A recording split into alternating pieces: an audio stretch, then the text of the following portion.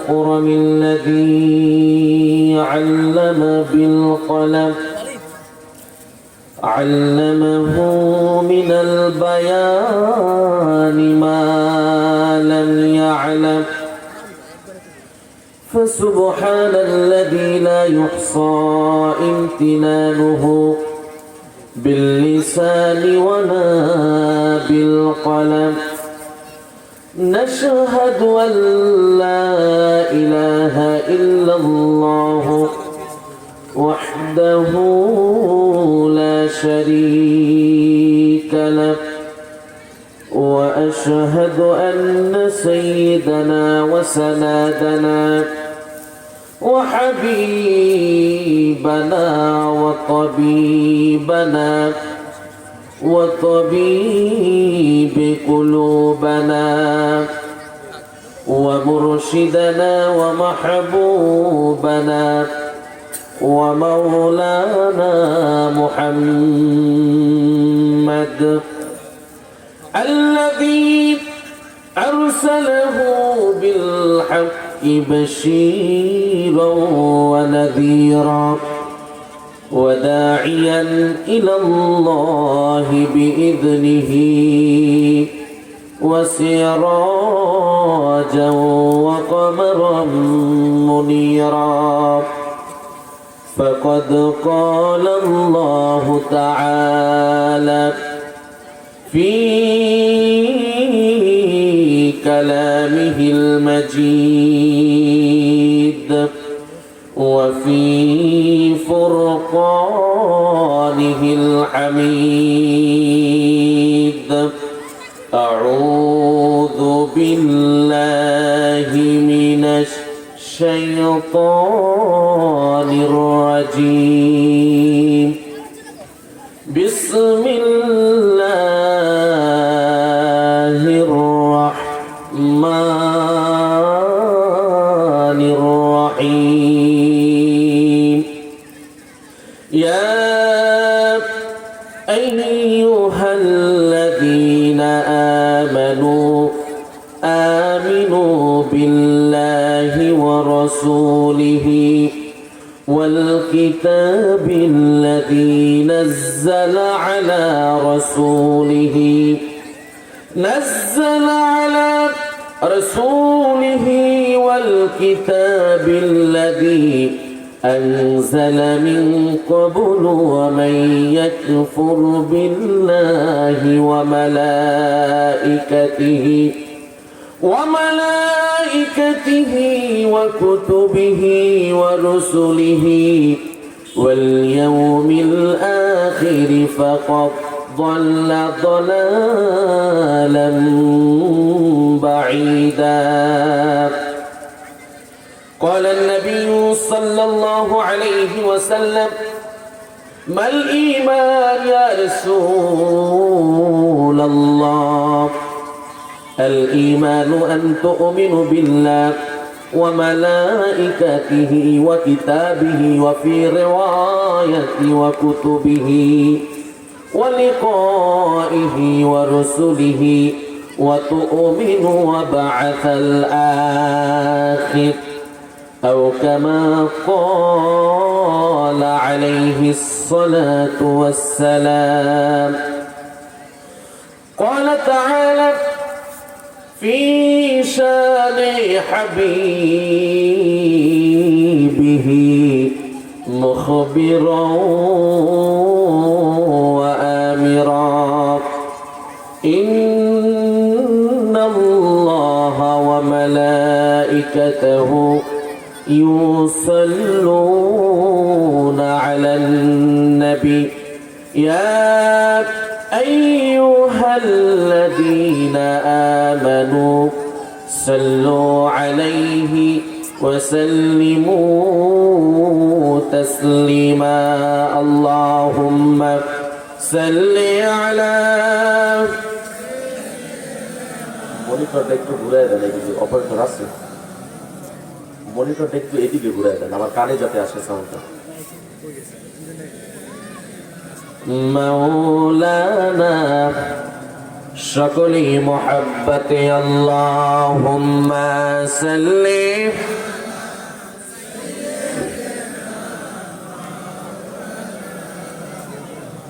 وعلى آل سيدنا উড়ে যাও রে মাহফিলের হাওয়া উড়ে যাও রে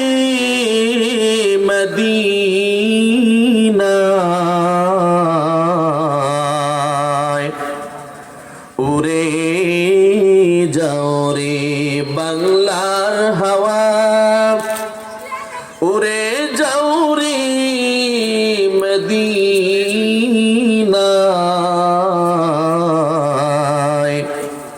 আমার সালাম পৌঁছে দিও নবীজির ওই পাক রওয়াজায় আল্লাহ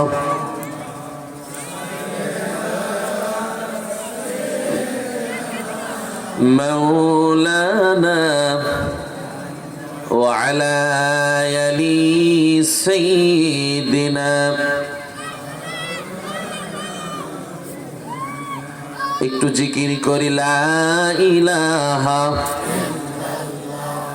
লা ইলাহা মাশাআল্লাহ লা ইলাহা লা ইলাহা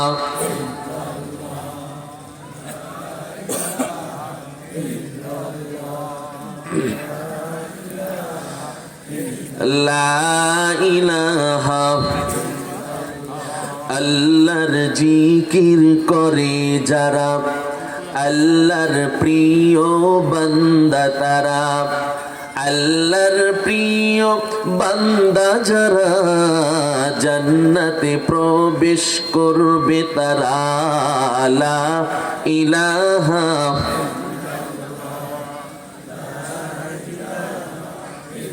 লা ইলাহা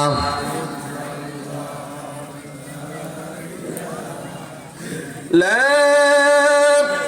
ইলাহা ইল্লাল্লাহু মুহাম্মাদুর রাসূলুল্লাহ সাল্লাল্লাহু আলহামদুলিল্লাহ দক্ষিণ কলমা হামিউস সুন্নাহ হাফিজি মাদ্রাসা সাপ্রা মসজিদ 17তম বার্ষিক আজিমুশান তাফসীরুল কোরআন মাহফিলের আজকের এই চমৎকার আয়োজনের সম্মানিত সভাপতি আলহাজ আব্দুল মালিক মাস্টার সাহেব আতাআলাল্লাহু উমরাহু বারাকাল্লাহু ফি হায়াতি সকলে বলি আমিন। আজকের মাহফিলের সম্মানিত প্রধান অতিথি আলহাজ হাবিবুর রহমান অপু চাকলাদার, বিশেষ অতিথি মাহফিল পরিচালনায় যারা আছেন এবং আজকের মাহফিলের সম্মানিত প্রধান বক্তা শ্রদ্ধেয় বড় ভাই, জাতীয় পর্যায়ে পুরস্কার প্রাপ্তকারী, প্রতিদিন সারা বাংলাদেশের আনাচে কানাচে কোরআনের দাওয়াত দেওয়ার জন্য যিনি ঘুরে বেড়ান আলহাজ হযরত মাওলানা মুহাম্মদ আব্দুল কুদ্দুস সিদ্দিকী সাহেব বারাকাল্লাহু ফি হায়াতি হযরত উপস্থিত হয়েছেন, কিছুক্ষণ পরে আসবেন।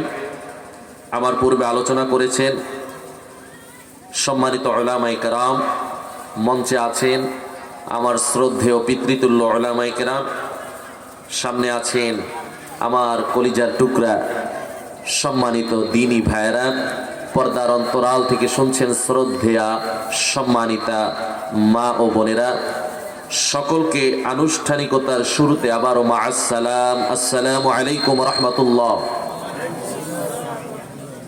আপনারা সবাই কেমন আছেন? আজকের এই চমৎকার আয়োজনে এসে আপনারা খুশি না বেজার?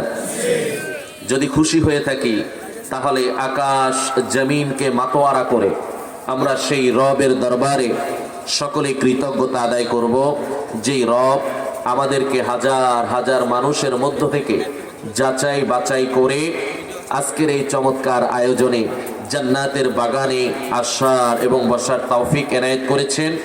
আমরা খাউফ এবং খাশিয়া, আদব, শ্রদ্ধা, ভালোবাসার সহিত সেই রবের দরবারে শুকরিয়া জ্ঞাপন করছি। সকলে বলি আলহামদুলিল্লাহ।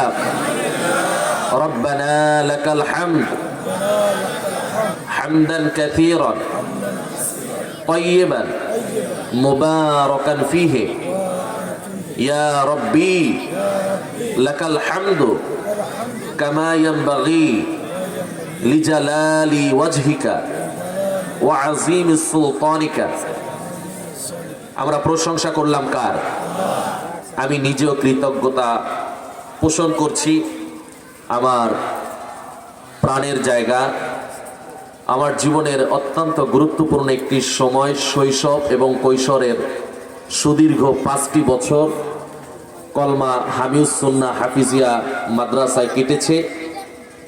এখানে আমাকে গত 3 বছর যাবত আমাকে স্মরণ করার জন্য আমি নিজেও গর্ববোধ করছি। আমি কথা বলার যোগ্য নয়, সম্মানিত উলামায়ে কেরামরা এখানে আছেন। সংক্ষিপ্ত সময়ের মধ্যে আমি একটু গুরুত্বপূর্ণ কথা বলার চেষ্টা করব। আমি যে আয়াতি কারিমা তেলাওয়াত করেছি, আল্লাহ সুবহানাহু ওয়া তাআলা আমাদেরকে সৃষ্টি করার পরে আল্লাহ জাল্লা শানুহু মহামূল্যবান একটি জিনিস আমাদের মধ্যে আমাদের গুণের মাধ্যমে আনয়ন করেছেন, যেটার মাধ্যমে আমরা প্রাউড ফিল করি, অত্যন্ত গর্ববোধ করি যে আমি ঈমানদার। যেই কালেমার অমীয় সুধা পান করার মাধ্যমে এবং স্বীকৃতি দেওয়ার মাধ্যমে আমরা রবকে স্বীকার করি, সেই জিনিসটার নাম হলো ঈমান। যেই ঈমানটা খুবই সহজে আমরা নিজেদের মধ্যে আনয়ন করতে পারি এবং আমাদের যেমনভাবে সহজে আসে তেমন সহজেই আমাদের ছোট একটা কথার মাধ্যমে, ছোট একটা কাজের মাধ্যমে এই ঈমানটা আমাদের মধ্য থেকে চলে যেতে পারে। ঠিক কিনা? কথা বুঝবেন। ঈমানটা আনার জন্য আল্লাহর উপরে বিশ্বাস স্থাপন, রাসূলের প্রতি বিশ্বাস স্থাপন করলে আমাদের মধ্যে ঈমানটা চলে আসে। অর্থাৎ কালিমা পড়লাম, সকলে একবার পড়ি, লা ইলাহা ইল্লাল্লাহু মুহাম্মাদুর রাসূলুল্লাহ সাল্লাল্লাহু। এই কালেমা পড়ার মাধ্যমে আমার মধ্যে ঈমান চলে আসে। একটা বিধর্মী এই কালেমাটা পড়ার মাধ্যমে মুমিন হয়ে যায়, সুবহানাল্লাহ। একজন কাফের তিনি পরিপূর্ণ ঈমানদার হয়ে যান। এই জন্য ভাইরা আমার, বন্ধুরা আমার, আমি যে কথাটা নিয়ে বলবো যে ঈমান অত্যন্ত মূল্যবান জিনিস, অল্প সময়ের মধ্যে সহজেই আনা যায় আবার সহজেই চলে যায়। এই জন্য এই ঈমানটা যাতে মজবুতির সাথে আমরা ধরে রাখতে পারি, এই জন্য আমাদের চেষ্টা করার দরকার আছে না নাই? আমার ভাইরা আমার, বন্ধুরা আমার, কলিজার টুকরা বন্ধুরা আমার, আমাদেরকে গভীরভাবে বুঝতে হবে আল্লাহ রাব্বুল আলামিন আমাদের জন্য দ্বীনকে এত সহজ করে দিয়েছেন যে কালেমাটা পড়ার মাধ্যমে আমার মধ্যে ঈমান চলে আসে। অর্থাৎ মুখ দিয়ে ছোট্ট একটা বাক্য আমি তেলাওয়াত করলাম, ছোট্ট একটা স্বীকারোক্তি দেওয়ার মাধ্যমে আমি কুফরের মধ্যে নিমজ্জিত ছিলাম, এই কুফর থেকে আমি ঈমানের মধ্যে চলে আসলাম। আমার ভাইয়েরা আমার, বন্ধুরা, আমাদের মুখের কথার কত দাম আপনি মুখ দিয়ে বলে দিয়েছেন, আর আল্লাহ রাব্বুল আলামিন আপনাকে ঈমানদার হিসাবে গণ্য করে নিয়েছেন, সুবহানাল্লাহ। মুখের কথার কত দাম! আল্লাহ যেমন মানুষকে অত্যন্ত দামি করে সৃষ্টি করেছেন, এই দামি করে সৃষ্টি করার এটার উদাহরণ যদি বুঝতে চাই তাহলে দেখবেন এই যে কথার মূল্যটা কত। আপনার জন্য যেই মহিলাটি সারা জীবনের জন্য হারাম ছিল, মহিলার সাথে দেখা করা যাবে না, মহিলার সাথে কথা বলা যাবে না, কিন্তু হঠাৎ করে ইজাব এবং কবুলের মাধ্যমে আপনি 3 বার কবুল বললেন। সারা জীবনের জন্য যেই মহিলাটা আপনার জন্য হারাম ছিল, ওই মহিলাটা সারা জীবনের জন্য আল্লাহ আপনাকে হালাল করে দিয়েছে, সুবহানাল্লাহ। আমার ভাইয়েরা আমার, বন্ধুরা, এই জন্য আমাদেরকে বুঝতে হবে, জানতে হবে ঈমান আসলে কি। আমার ভাইরা, আমার বন্ধুরা, ঈমান এমন একটা জিনিস যেটা বিশ্বাসের নাম, অত্যন্ত সহজ একটি বিষয়। আপনার বিশ্বাস যত মজবুত হয়ে যাবে, আপনার ঈমানটা তত মজবুত হয়ে যাবে। এই জন্য আল্লাহ রাব্বুল আলামিন পবিত্র কালামুল্লাহ শরীফে স্পষ্ট ভাবে জানিয়ে দিয়েছেন সূরা নিসার মধ্যে, ইয়া আইয়ুহাল্লাযীনা আমানু আমিনু বিল্লাহি ওয়া রাসূলিহি ওয়াল কিতাবিল্লাযী নাযালা আলা রাসূলিহি ওয়াল কিতাবিল্লাযী أنزل من قبل ومن يكفر بالله وملائكته وكتبه ورسله واليوم الآخر فقد ضل ضلالا بعيدا الله أكبر আল্লাহ চমৎকার করে জানিয়ে দিলেন, হে মুমিনগণ, হে আমার ঈমানদার বান্দারা, তোমরা পরিপূর্ণভাবে আমার উপরে বিশ্বাস স্থাপন করো এবং আমার রাসূলের প্রতি বিশ্বাস স্থাপন করো। ওই কিতাবের উপরে বিশ্বাস করো, ওই কিতাবের উপরে পরিপূর্ণ আস্থা আনো এবং বিশ্বাস আনো, যেই কোরআনুল কারীম, যেই কিতাব আমি সুদীর্ঘ 23 বছর যাবত জিবরাইলের মাধ্যমে আমার নবীর উপরে নাজিল করে দিয়েছি। সুবহানাল্লাহ। আমার ভাই, আমার বন্ধুরা, এরপরে রব্বুল আলামিন জানিয়ে দিলেন, ওয়া কুতুবিহি ওয়া রুসুলিহি ওয়াল ইয়াউমিল আখির ফাকাদ দাল্লা দালালান বাঈদা। তোমরা পরকালকে বিশ্বাস করো, তোমরা পরকালে যে উজ্জীবিত হবে এটার উপরে বিশ্বাস করো। আমি কখনোই চাইব না তোমরা পথভ্রষ্টের মধ্যে নিপতিত হয়ে যাও, এটা আল্লাহ কখনোই চাইবে না। প্রিয় ভাইরা, আমার বন্ধুরা, আমার এই জন্য ঈমানটা কি, সাহাবায়ে কেরামদের থেকে আমাদেরকে শিক্ষা নিতে হবে। আল্লাহর নবী মুহাম্মদুর রাসূলুল্লাহ সাল্লাল্লাহু আলাইহি ওয়াসাল্লাম একদিন সাহাবায়ে কেরামদেরকে নিয়ে এইভাবে বায়ান করতেছিলেন। হঠাৎ করে একজন সাহাবী জিজ্ঞেস করলো, মাল ঈমান ইয়া রাসূলুল্লাহ, ঈমানটা কি, আপনি আমাদেরকে জানিয়ে দেন।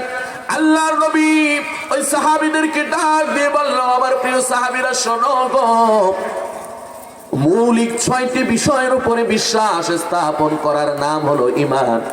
সাহাবায়ে কেরামরা জিজ্ঞেস করলো, ইয়া রাসূলুল্লাহ, ওই 6টি বিষয় কি, আপনি আমাদেরকে জানিয়ে দেন। আল্লাহর নবী জানিয়ে দিলেন, ও সাহাবীরা শোনো, আল ঈমানু আন তুমিনু বিল্লাহ, ঈমান আনতে হবে কার উপরে? কথা বলেন, ঈমান আনতে হবে কার উপরে? আরো জোরে বলতে হবে, কার উপরে? আল্লাহর উপরে ঈমান আনয়ন করতে হবে। এরপরে বলছেন, ওয়া মালাইকাতিহি, তোমরা ফেরেশতাদের উপরে বিশ্বাস স্থাপন করো। ওয়া কিতাবিহি ওয়া ফি রিওয়ায়াতি ওয়া কুতুবিহি, তোমরা কোরআনের উপরে বিশ্বাস স্থাপন করো, তোমরা কোরআনুল কারীমের উপরে বিশ্বাস স্থাপন করো। এরপরে রব্বুল আলামিন বলছেন, ওয়া লিকাইহি, আল্লাহ রব্বুল আলামিনের সাথে যে তোমাদেরকে সাক্ষাৎ করতে হবে, এটার উপরে তোমাদেরকে পরিপূর্ণভাবে বিশ্বাস স্থাপন করতে হবে। ওয়া রাসূলিহি, রাসূলের প্রতি বিশ্বাস স্থাপন করতে হবে। ওয়া তুমিনু ওয়াল বা'সাল আখির, এবং পরকালে আল্লাহর কাছে যে তোমাদেরকে হিসাব দিতে হবে, মৃত্যুর পরে আবারও পুনরুজ্জীবিত করে কিয়ামতের ময়দানে তোমাদেরকে আল্লাহ যে জবাবদিহিতা করবে, এটার উপরে বিশ্বাস স্থাপন করতে হবে। এখন আসেন আমরা বুঝে নেই, প্রিয় বন্ধুরা আমার, আল্লাহর উপরে বিশ্বাস স্থাপন করতে হবে। আমি যদি আপনাদেরকে জিজ্ঞেস করতে চাই, অথবা আমাকে যদি কেউ জিজ্ঞাসা করে, তুমি আল্লাহ যে আছে অথবা আল্লাহ যে সৃষ্টিকর্তা, এটাকে মনে প্রাণে বিশ্বাস করো, আমরা সকলে মন প্রাণ খুলে উজাড় করে বলবো, অবশ্যই আমি বিশ্বাস করি। কিন্তু বন্ধুরা আমার, এই মুখের স্বীকৃতি সত্য নয়, মুখ দিয়ে স্বীকার করলাম, কিন্তু কাজের মাধ্যমে আমরা গোপনে গোপনে সমস্ত অপকর্মগুলো করলাম। দেশের মধ্যে অন্যের হক নষ্ট করে দিলাম, দুর্নীতি করে লক্ষ লক্ষ হাজার হাজার কোটি টাকা বিদেশে পাচার করে দিলাম, রাষ্ট্রীয় সম্পদ লুণ্ঠন করলাম, আমার প্রতিবেশীর সম্পদকে লুণ্ঠন করে দিলাম।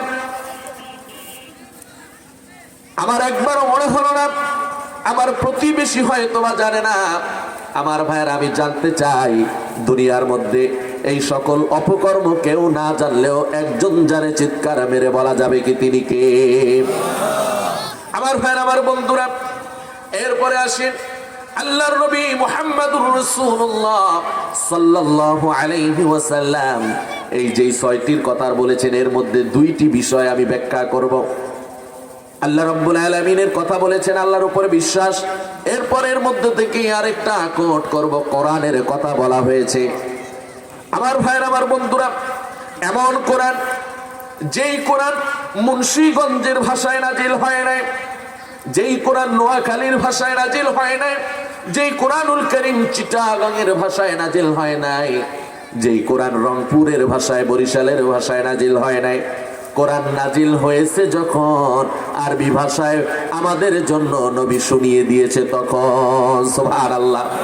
আমার ভাইয়ের, আমার বন্ধুরা, আল্লাহ রাব্বুল আলামিনের ঐশী বাণী পবিত্র কোরআনুল কারীম এমন একখানা কোরআন, যেই কিতাবের মধ্যে কোনো ভুল নাই, কোনো সংশয় নাই, কোনো সন্দেহ নাই, কোনো দুষ্প্রাপ্যতা নাই, কোনো দুর্বোধ্যতা নাই।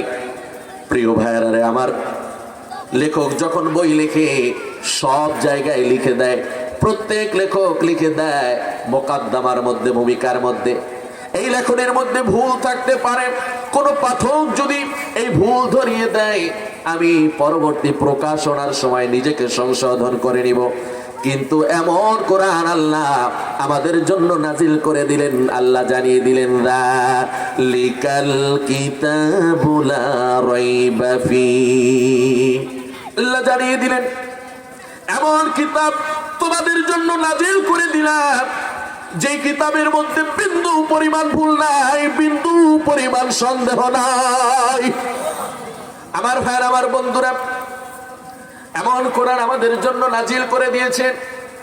আমার পূর্বে যিনি আলোচনা করেছিলেন যে এই কোরআন এই জন্যই নাজিল করা হয়েছে, ওই সময় আল্লাহর নবী মুহাম্মদুর রাসূলুল্লাহ সাল্লাল্লাহু আলাইহি ওয়াসাল্লাম তিনি যখন নবুয়ত প্রাপ্ত হলেন, তখন দেখলেন চারদিকে অন্ধকার আচ্ছন্নতার আগে থেকেই ছিল।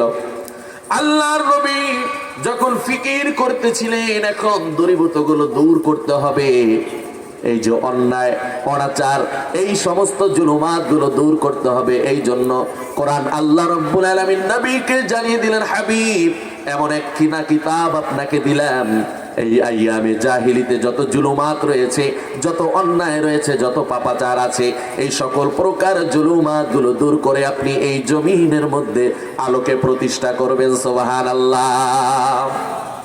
আলোকে প্রতিষ্ঠা করার কথা বলা হয়েছে, যেই ধারাবাহিকতা আজকে পর্যন্ত পৃথিবীতে বিদ্যমান।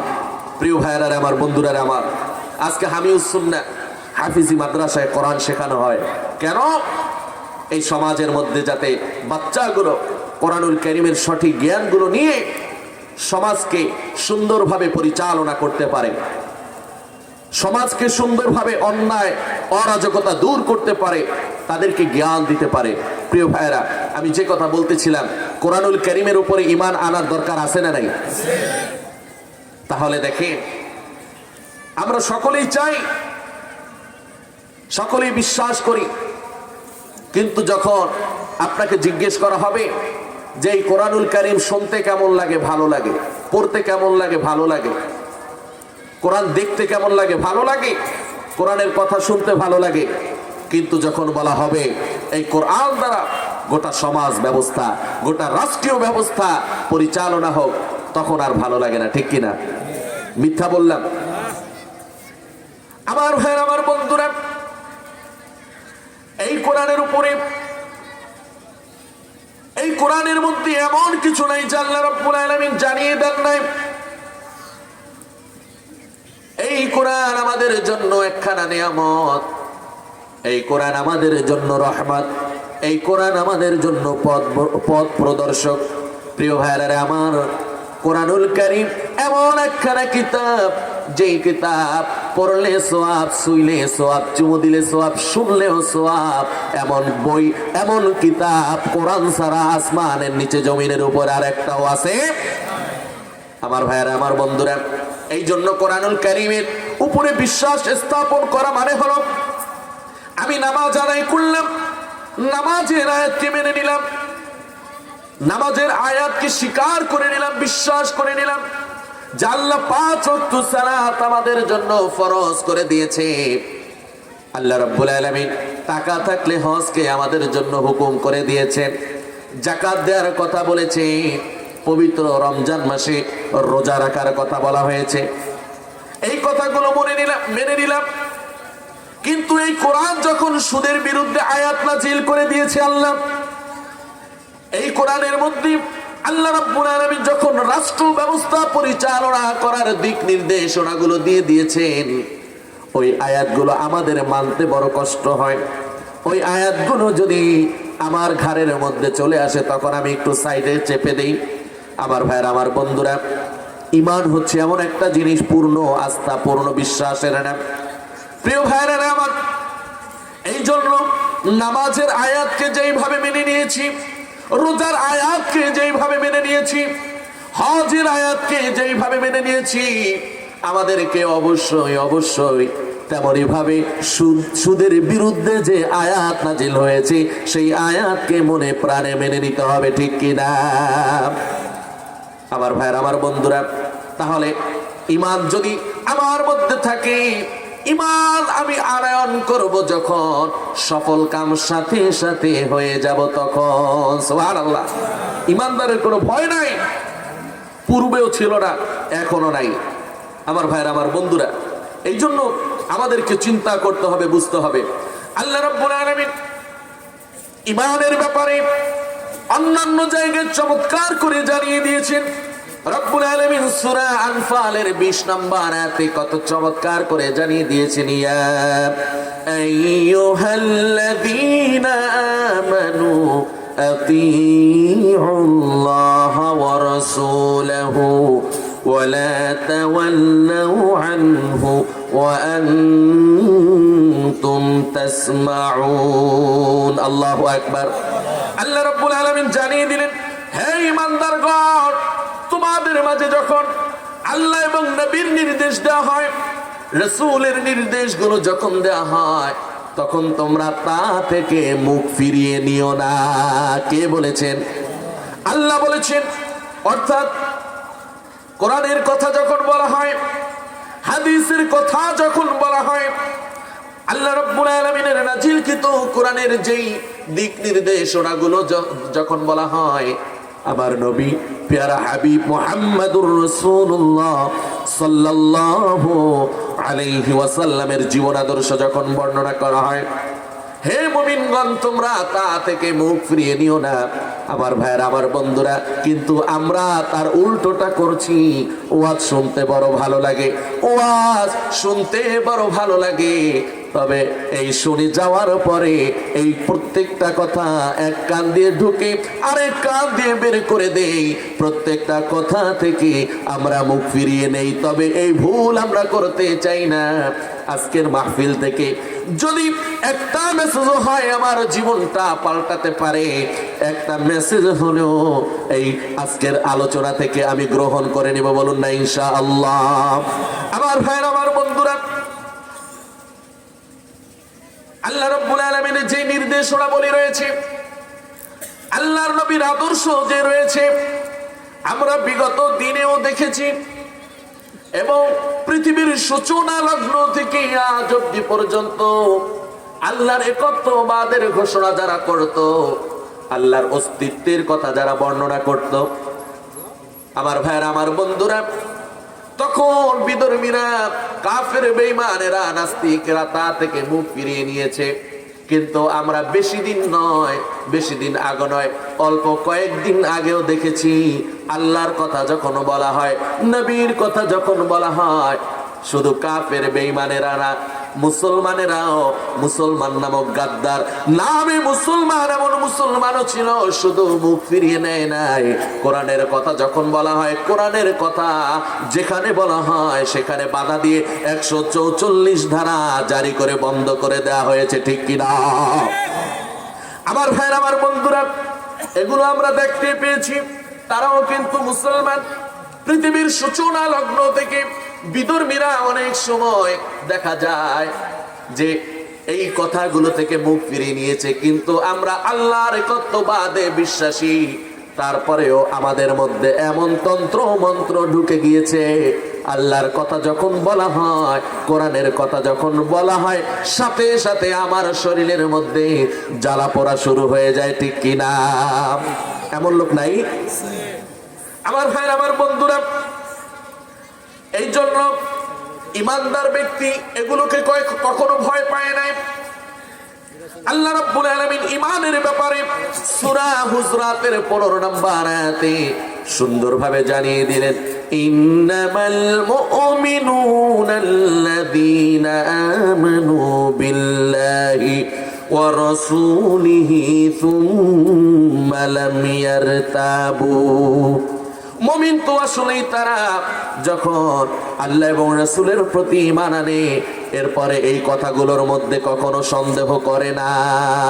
আল্লাহ এবং রাসূলের প্রতি ঈমান আনয়ন করার পরে আল্লাহর যত হুকুম আহকাম রয়েছে, আল্লাহর নবীর যত দিক নির্দেশনা রয়েছে, জীবন আদর্শ রয়েছে, এই কথাগুলোর মধ্যে, এই চিন্তা ভাবনার মধ্যে, এই আদর্শগুলোর মধ্যে কখনো মুমিন সন্দেহ সংশয় পোষণ করতে পারে না।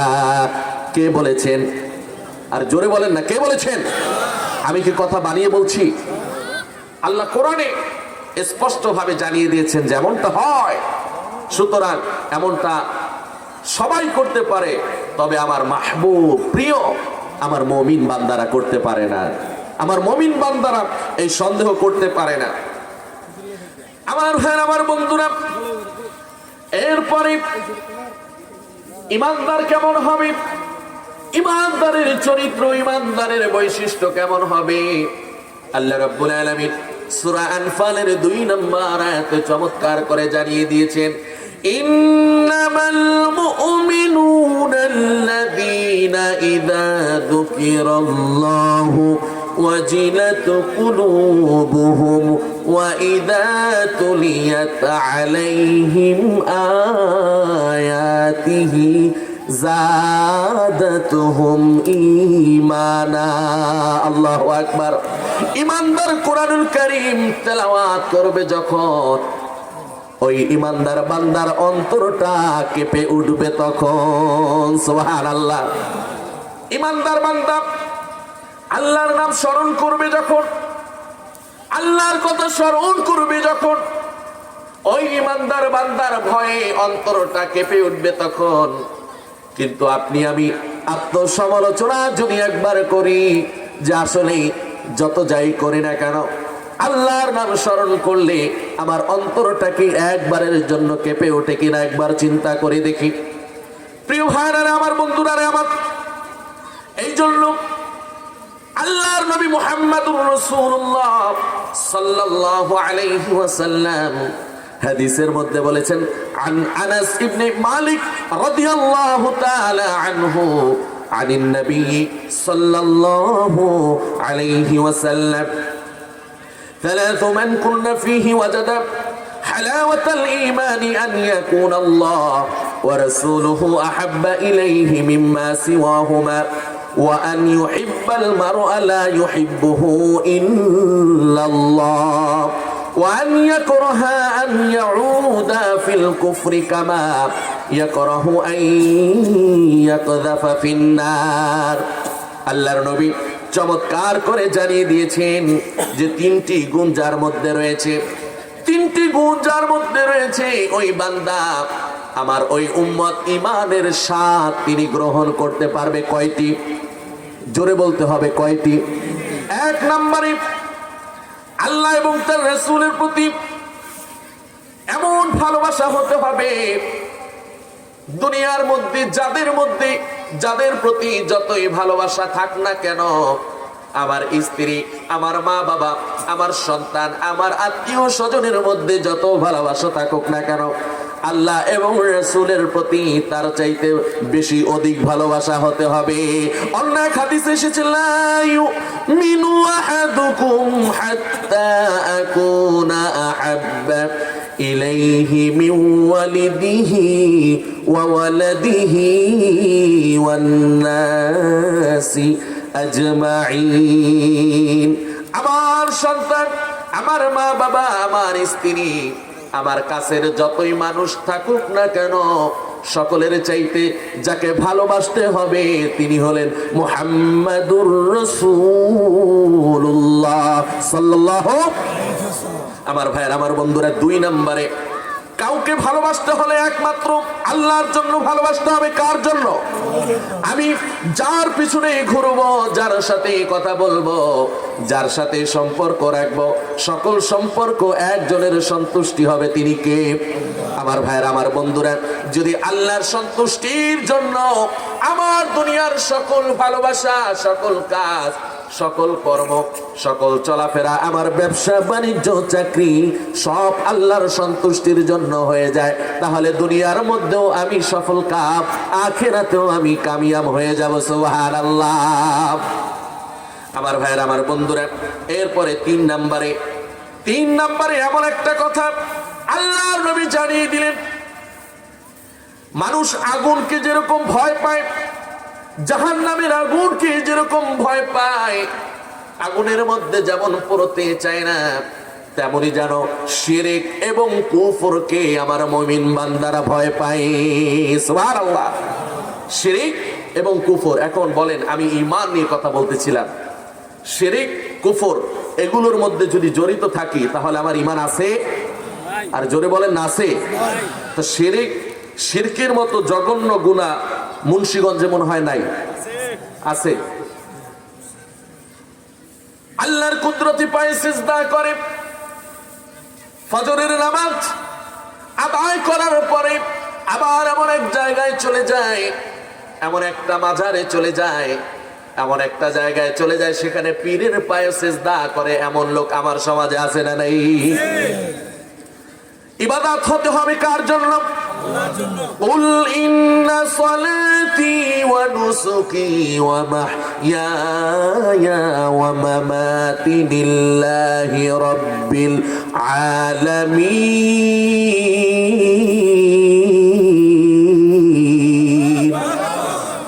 আল্লাহ জানিয়ে দিলেন, আমার মরণ, আমার জীবন, আমার কুরবানি, আমার ইবাদত হতে হবে একমাত্র কার জন্য?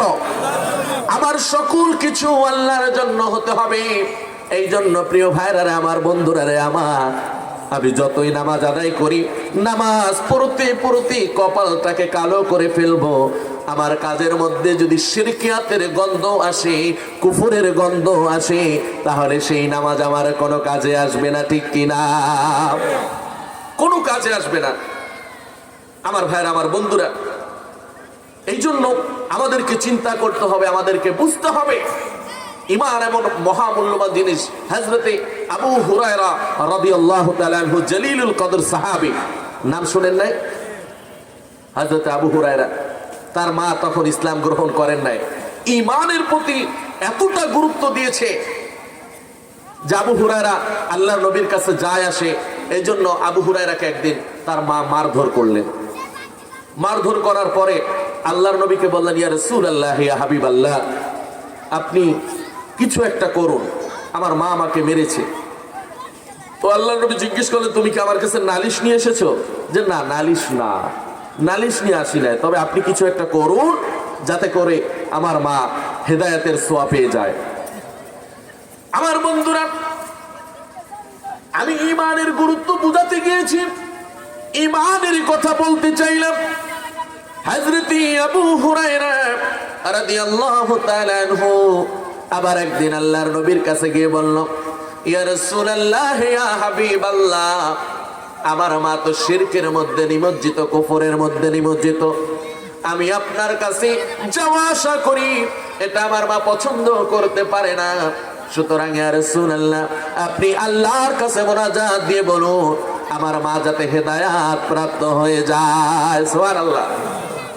সাথে সাথে আল্লাহর নবী মুহাম্মদুর রাসূলুল্লাহ সাল্লাল্লাহু আলাইহি ওয়াসাল্লাম আল্লাহর কাছে হাত উত্তোলন করলো, মালিক আবু হুরায়রা এসেছে আপনার উপরে তার মা যাতে বিশ্বাস স্থাপন করে, আমার উপরে যাতে বিশ্বাস স্থাপন করে। আবু হুরায়রা এই মহামূল্যবান ঈমান নামক সম্পদটাকে তার মায়ের মধ্যে আনয়ন করতে চাই। ওগো আল্লাহ, হেদায়েতের মালিক তো আপনি, এমন কিছু নাই যা না পারেন। আপনার কাছে আমি নবীজি ফরিয়াদ করতেছি, আবু হুরায়রার মাকে আপনি হেদায়াতের আলো দিয়ে আলোকিত করে দেন। এই দোয়া করার পরে হযরতে আবু হুরায়রা সাথে সাথে সেখান থেকে দৌড় দিলেন। অন্যান্য সাহাবীরা তার জামাটা টেনে ধরলেন, হ্যাঁ আবু হুরায়রা এইভাবে কেন দৌড়াচ্ছ? আবু হুরায়রা তাকে ধাক্কা দিয়ে ফেলে দিয়ে ঘরের মধ্যে চলে গেলেন। ঘরের মধ্যে গিয়ে দরজায় করঘাত করলে, ও মা আপনি দরজাটা খুলুন। এবার মা নরম কণ্ঠে আবু হুরায়রাকে বলল, হে আমার প্রিয় সন্তান একটু দাঁড়াও, আমি দরজাটা খুলতেছি। আবু হুরায়রা হাদিসের মধ্যে পাওয়া যায়, আবু হুরায়রা বলতেছিল আমার মা এমন ভাষায় বলেছে, এমন কণ্ঠে বলেছে, আমি এমন কণ্ঠ আগে কখনো শুনি নাই। আমার মায়ের কণ্ঠের মধ্যে খোদার কসম করে বলি, আগে যেরকম শিরকের গন্ধ পেতাম, আগে যেরকম কুফুরের গন্ধ পেতাম, আমার মা আমাকে এমন ভাবে ডেকেছে, আমার মায়ের কণ্ঠের মধ্যে আমি তাওহীদের সুঘ্রাণ পেয়েছি। সুবহানাল্লাহ। এবার দরজাটা খুলে আবু হুরায়রাকে ডাক দিয়ে বলল, হে আমার প্রিয় সন্তান, আমি হেদায়েতের আলো পেয়ে গিয়েছি, আমাকে মাফ করে দাও, আমি ভুল করেছি, আমি বুঝতে পারি নাই। আবু হুরায়রা তাকিয়ে দেখলেন তার মায়ের চুলটা ভেজা। মা গোসল করে পাক পবিত্র হয়ে আবু হুরায়রাকে ডাক দিয়ে বলল, আরে আবু হুরায়রা আমাকে নিয়ে যাও, তোমার মুহাম্মাদের কাছে নিয়ে যাও। আমি আর এই ভুল পথে থাকতে চাই না, আমি এখন ঈমান আনতে চাই সেই আল্লাহর উপরে, যে আল্লাহ আমাকে সৃষ্টি করেছে, যে আল্লাহ আমাকে নিয়ামত দিয়ে ভরপুর করে দিয়েছে। আমি এতদিন কুফরের মধ্যে নিমজ্জিত থাকার পরেও, এতদিন শিরকের মধ্যে নিমজ্জিত থাকার পরেও একদিনের জন্য আমার খাওয়া বন্ধ করে দেয় নাই, একদিনের জন্য আমার অক্সিজেন বন্ধ করে দেয় নাই, একদিনের জন্য আমার বাতাস বন্ধ করে দেয় নাই। আমি সেই আল্লাহর উপরে বিশ্বাস স্থাপন করতে চাই, আর যেই আল্লাহ নবুয়ত দিয়ে মুহাম্মদুর রাসূলুল্লাহ সাল্লাল্লাহু আলাইহি ওয়াসাল্লামকে পৃথিবীতে পাঠিয়েছেন, তাকেও আমি স্বীকারোক্তি দিতে চাই। নিয়ে চলো আমাকে। নিয়ে যাওয়ার পরে আকাশ জমিনকে সাক্ষী রেখে আবু হুরায়রার সাথে সাথে পড়ে নিলেন, লা ইলাহা ইল্লাল্লাহু মুহাম্মাদুর রাসূলুল্লাহ সাল্লাল্লাহু। আমার ভাইরা, আমার বন্ধুরা, ঈমান এমন একটা মহামূল্যবান সম্পদ। আপনার মধ্যে যতক্ষণ ঈমান আছে আপনার অনেক মূল্য রয়েছে। আপনার মধ্যে ঈমান নাই, আপনি খড়কুটার মতো অথবা আপনি মরিচিকার মতো, দেখতে দেখা যায় অনেক কিছু রয়েছে, আসলে আপনার মধ্যে কিছুই নাই। ঠিক কিনা? কিচ্ছু নাই। ঈমান ছাড়া আপনার বিন্দু পরিমাণ মূল্য নাই। একটা হাদিস বলি, যদি আপনার মধ্যে ঈমান থাকে আল্লাহর কাছে আপনি কতটা মূল্যবান। আল্লাহ হাদিসে কুদসির মধ্যে আল্লাহর নবীর মাধ্যমে জানিয়ে দিলেন, হে হাবিব আপনার উম্মতদেরকে আপনি সুসংবাদ দিয়ে দেন। কি সুসংবাদ? আল্লাহর নবী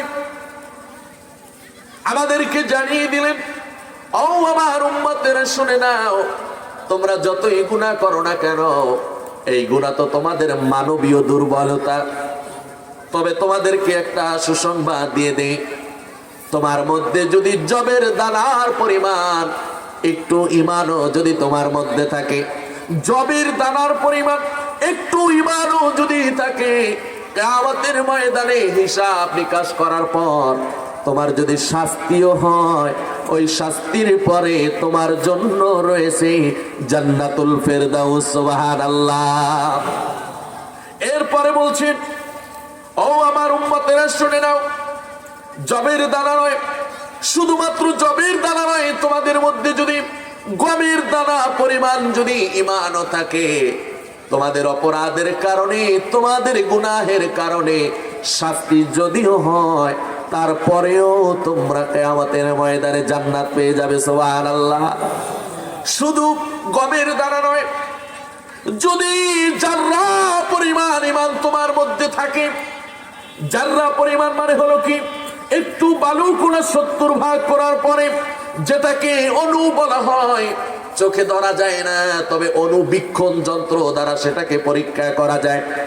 এত পরিমাণ যদি ঈমানও তোমার মধ্যে থাকে, তাহলে শাস্তি পাওয়ার পরেও আশা করা যায় তুমি জান্নাতে যাইবা। আর আসতে বলেন না সুবহানাল্লাহ। এত সুন্দর একটা কথা। তাহলে ঈমানের মূল্যটা কত আপনি চিন্তা করেন। ঈমানের মূল্যটা কত? যুগে যুগে ঈমানদারদেরকে দিয়েই আল্লাহ সুবহানাহু ওয়া তাআলা পৃথিবীর রাজত্ব করিয়েছেন, পৃথিবী শাসন করিয়েছেন।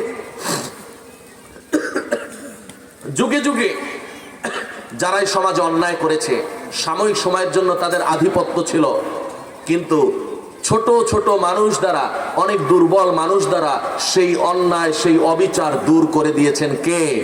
আল্লাহ। প্রিয় ভাইরা রে আমার, বন্ধুরা রে আমার, আল্লাহ রাব্বুল আলামিন সূরা বনী ইসরাঈলের মধ্যে হযরত মূসা আলাইহিস সালামের উপমা দিয়ে চমৎকার করে জানিয়ে দিলেন।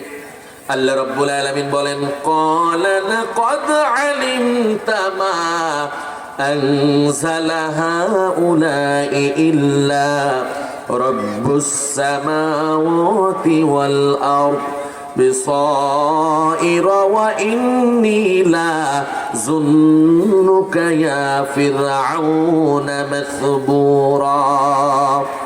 আল্লাহ রাব্বুল আলামিন আমাদেরকে জানিয়ে দিলেন যে পৃথিবীর মধ্যে যা কিছু সৃষ্টি করা হয়েছে, সকল কিছু প্রমাণ স্বরূপ।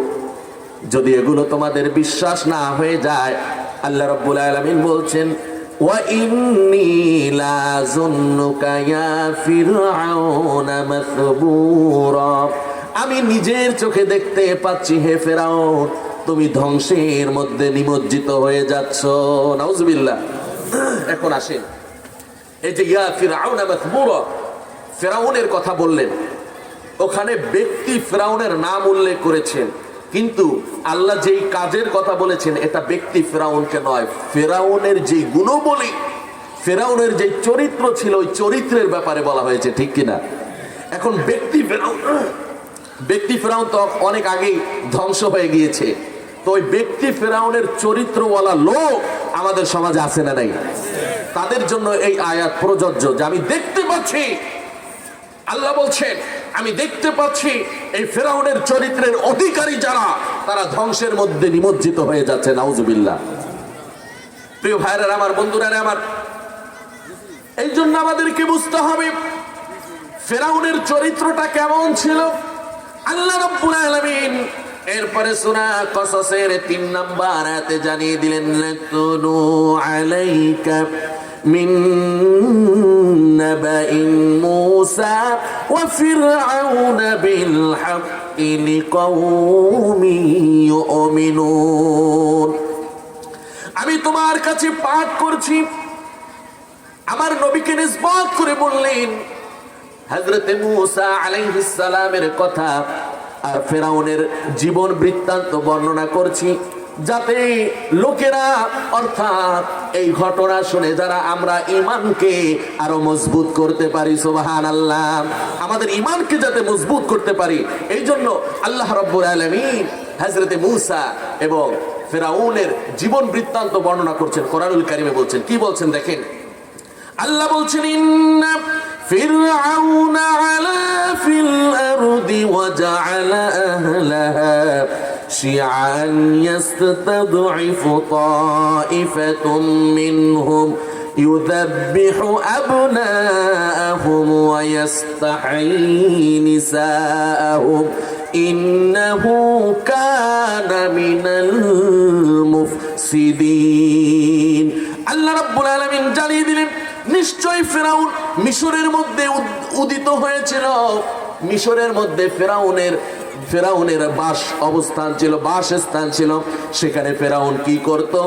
যুবক ছেলেদেরকে, বাচ্চা ছেলেদেরকে, অর্থাৎ যে বাচ্চাগুলো ছেলে হতো ভূমিষ্ঠ হওয়ার পরে ফেরাউন জানার সাথে সাথে তাদেরকে হত্যা করে দিত, আর কন্যা সন্তানদেরকে বাঁচিয়ে রাখত।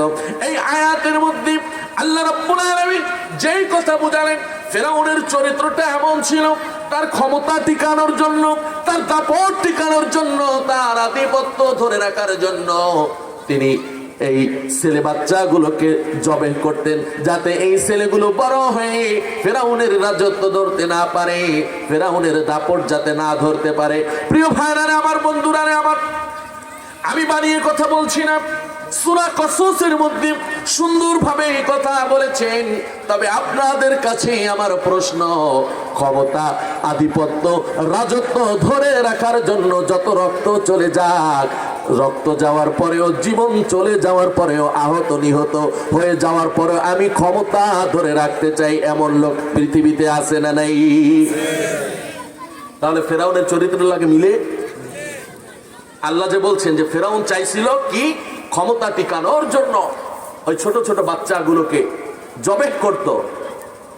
এখনো ক্ষমতা, দাপট, রাজত্ব ধরে রাখার জন্য আপনি পৃথিবীর বিভিন্ন দেশে তাকিয়ে দেখেন, আমার বাংলাদেশেও তাকিয়ে দেখেন, ক্ষমতা, রাজত্ব ধরে রাখার জন্য আমার ভাইদের বুকে গুলি চালানো হয়েছে, আমার ভাইরা শহীদ হয়ে গিয়েছে। এরপরও ঈমান, ওই যে বলেছিলাম, ঈমানদারদেরকে আল্লাহ শক্তি দিয়ে থাকেন, আল্লাহ সাহায্য করে থাকেন, আর সেই শক্তির কারণে, সেই সাহায্যের কারণে আমার দেশ এখন আবার স্বাধীন হয়েছে। ঠিক কি না? প্রিয় ভাইরা আমার, আলোচনা বেশি লম্বা করা যাবে না। এরপরে আল্লাহ রাব্বুল আলামিন জানিয়ে দিলেন যে ফেরাউন এই কাজগুলো করেছিল, তার চরিত্র এমন ছিল। তবে এটাই তো শেষ নয়, আল্লাহ জানিয়ে দিলেন সূরা কসসের 5 নম্বর আয়াতে, ওয়া নুরিদু আন নামুন্না আলাল্লাযীনা ইসতাদউফু ফিল আরদি ওয়া নাজআলাহুম আইম্মাতান ওয়া নাজআলাহুমুল ওয়ারিথিন। আর আমি চাইলাম ফেরাউন দেশের মধ্যে যে মানুষগুলোকে দুর্বল করে রেখেছিল, যে মানুষগুলোকে দমিয়ে রাখার চেষ্টা করেছিল, ওই দুর্বল মানুষদের মধ্য থেকে একজন নেতা নির্বাচিত করব, আর ওই দুর্বল মানুষটা নেতা হয়ে ফেরাউনের আধিপত্যকে ধ্বংস করে দিবে। সুবহানাল্লাহ।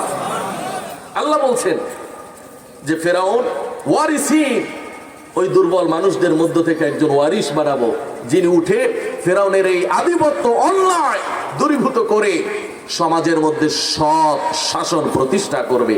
সেই দুর্বল লোকটাকে নাম বলতে পারবেন? আল্লাহ যে বলছে মুসা আলাইহিস সালাম, মাশাআল্লাহ, মুসা আলাইহিস সালাম। আল্লাহ তো কোরআনে বলছেন যে যাদেরকে দুর্বল করে রেখেছিল তাদের মধ্যে থেকে আমি একজন নেতা নির্বাচিত করব। আমার ভাইরা, আমার বন্ধুরা, আমি ঘটনার ওই দিকে যাব না। তবে বলেছিলাম আল্লাহ রাব্বুল আলামিন যদি ঈমানদার বান্দা হয়ে যায়, যদি আমার মধ্যে ঈমান থাকে, যতই আমাকে হ্যায় করে রাখা হোক, যতই আমার উপরে অত্যাচার করা হোক, প্রিয় ভাইরা রে আমার, যত প্রকার জুলুম আমার উপরে করা হোক, সকল প্রকার জুলুমের মধ্য থেকে আমার ঈমানি শক্তি জ্বলে উঠবে। ঠিক কিনা? আর সেই ঈমানি জজবা জ্বলে উঠেছিল ওই মুসা আলাইহিস সালামের মধ্যে। অনেক লম্বা ঘটনা, তবে বোঝানোর জন্য এতটুকুই বলেছি।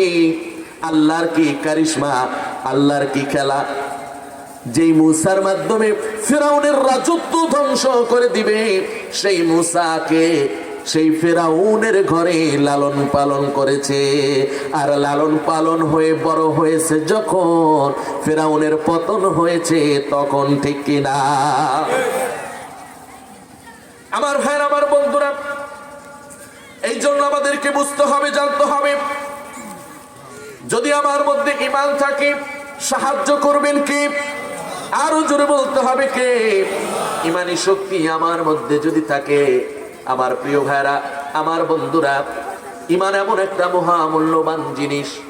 যদি ঈমান না নিয়ে যদি মৃত্যু বরণ করি, তাহলে কিয়ামতের ময়দানে আমার কি উপায় হবে? ঈমান বিভিন্ন কারণে আপনার মধ্য থেকে ছুটে যেতে পারে।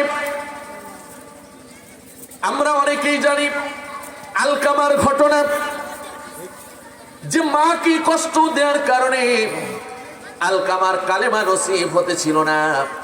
মৃত্যু শয্যায় যখন আলকামা চলে আসলো, তখন তার মুখ থেকে কালেমা বের হয় না, ঈমানের বাণী তার মুখ থেকে বের হয় না। আমি এই ঘটনা বলে ইতি টানব।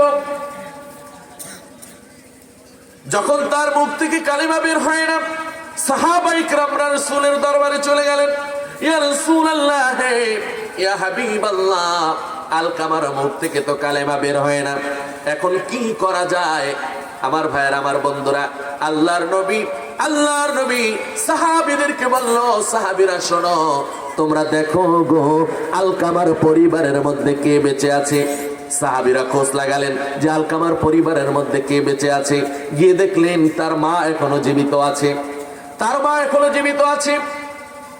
এবার মাকে জানানো হলো, ও মা, ও আলকামার মা, আলকামার মুখ থেকে তো কালেমা বের হয় না, এমন কি করেছে? কিছু আপনি জানেন নাকি যে কেন আলকামার মুখ থেকে কালেমা বের হয় না? এবার মা ডাক দিয়ে বলল, আমি তো দেখেছি আলকামা ঠিক মতো নামাজ আদায় করত, আলকামা রোজা রাখতো, আলকামা দিনের পথে চলতো, আলকামা কোরআনুল কারীম তেলাওয়াত করতো, আলকামার কোনো ভুল ত্রুটি দেখি নাই, সব কিছু তো ঠিকই ছিল, তাহলে কালেমা বের হয় না কেন? সাহাবায়ে কিরামরা আবারও বলল, মা আপনি ভালোভাবে চিন্তা করে দেখেন আলকামা এমন কোনো ভুল করেছে কিনা, যে ভুলটা আপনার জানা আছে, যে কারণে আলকামার মুখ থেকে কালেমা বের হয় না।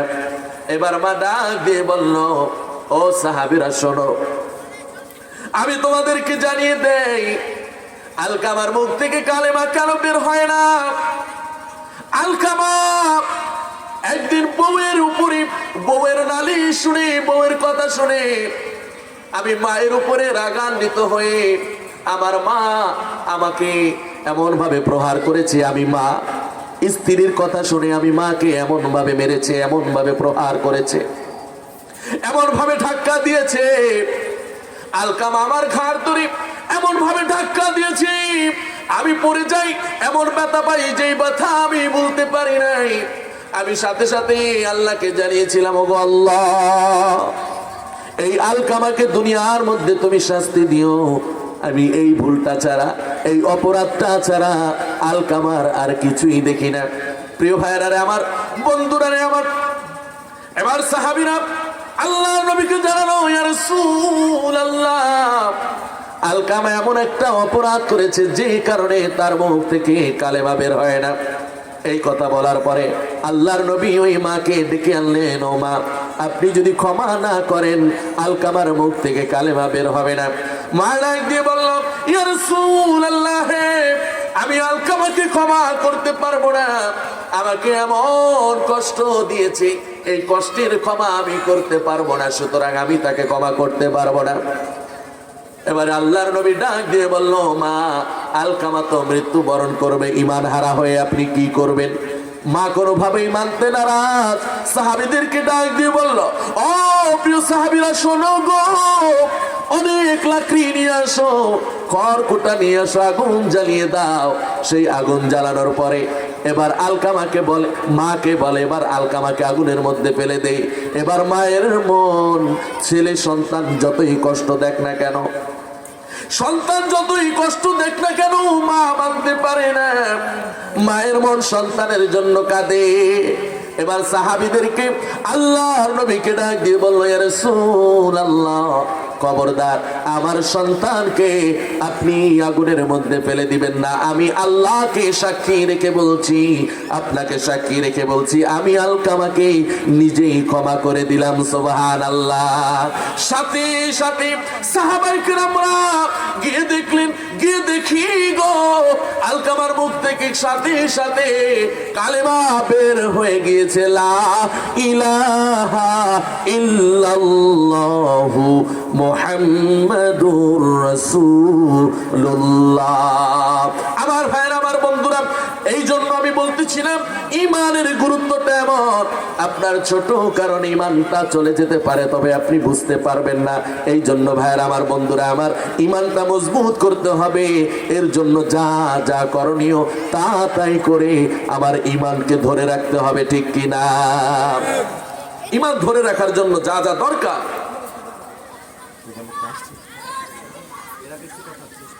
আচ্ছা প্রিয় ভাইরা, আমার বন্ধুরা, আমার এই জন্য ইমান যদি, আমি শেষ করছি 2 মিনিটের মধ্যে, ইমান যদি মজবুত থাকে তাহলে আমাদের ভয় থাকবে না, কোনো ভীতি থাকবে না।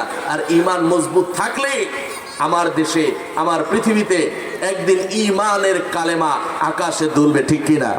ইমানের কালেমা, ইমানের কালেমা আকাশে দুলুক, এটা চান কি চান না? কোন একদিন এদেশের আকাশে কালিমার পতাকা দুলবে, সেদিন সবাই খোদাই বিধান পে দুঃখ বেদনা ভুলবে। কোন একদিন এদেশের আকাশে কালিমার পতাকা দুলবে, সেদিন সবাই খোদাই বিধান পে দুঃখ বেদনা ভুলবে।